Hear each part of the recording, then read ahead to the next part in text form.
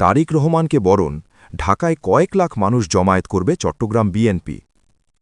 সব জল্পনা-কল্পনার অবসান ঘটিয়ে দীর্ঘ ১৭ বছর পর আগামী বৃহস্পতিবার ২৫শে ডিসেম্বর স্বদেশে ফিরছেন বিএনপির ভারপ্রাপ্ত চেয়ারম্যান তারেক রহমান।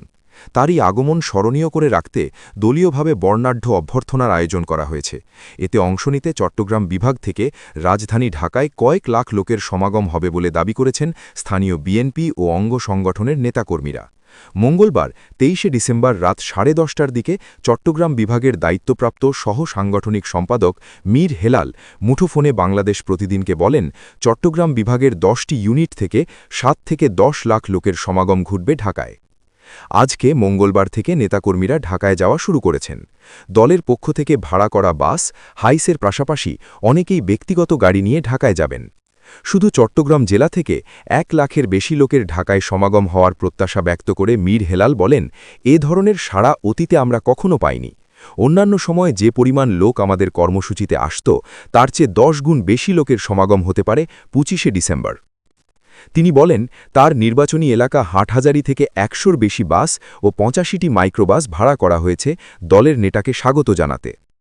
চট্টগ্রাম মহানগর বিএনপির সদস্য সচিব নাজিমুর রহমান বলেন, চট্টগ্রাম মহানগর থেকে ১৫,০০০-এর বেশি নেতাকর্মী তারেক রহমানকে স্বাগত জানাতে ঢাকা যাচ্ছেন। ইতোমধ্যে অনেকেই ঢাকা পৌঁছে গেছেন।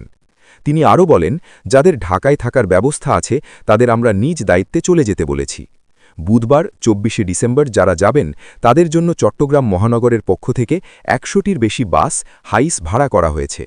পাশাপাশি আন্তনগর তুর্না নিশিথা, চট্টগ্রাম মেইল ও স্পেশাল ট্রেনেও অনেকেই ঢাকা যাবেন বলে জানিয়েছেন নাজিমুর রহমান। চট্টগ্রাম দক্ষিণ জেলা বিএনপির আহ্বায়ক ইদ্রিস মিয়া বলেন, চট্টগ্রামের বিভিন্ন উপজেলা থেকে অন্তত ১৫,০০০ লোক ঢাকায় যাবেন তারেক রহমানকে স্বাগত জানাতে। বিভিন্ন উপজেলা থেকে ইতোমধ্যে বাস, হাইস ভাড়া করা হয়েছে, আবার অনেকেই ব্যক্তিগত গাড়ি ও ট্রেনেও যাবেন ঢাকায়। সাংগঠনিকভাবে লোকসমাগমের পাশাপাশি মনোনয়ন পাওয়া নেতা এবং ব্যক্তিগত উদ্যোগেও অনেকে ঢাকা যাবেন। তিনি বলেন, আজ অর্থাৎ মঙ্গলবার সন্ধে পর্যন্ত আমার কাছে তথ্য আছে পটিয়া উপজেলা থেকে ১২টি, সাতকানিয়া লোহাগাড়া উপজেলা থেকে ৬টি, বোয়ালখালী উপজেলা থেকে ৪টি বাসে করে লোকজন যাবেন।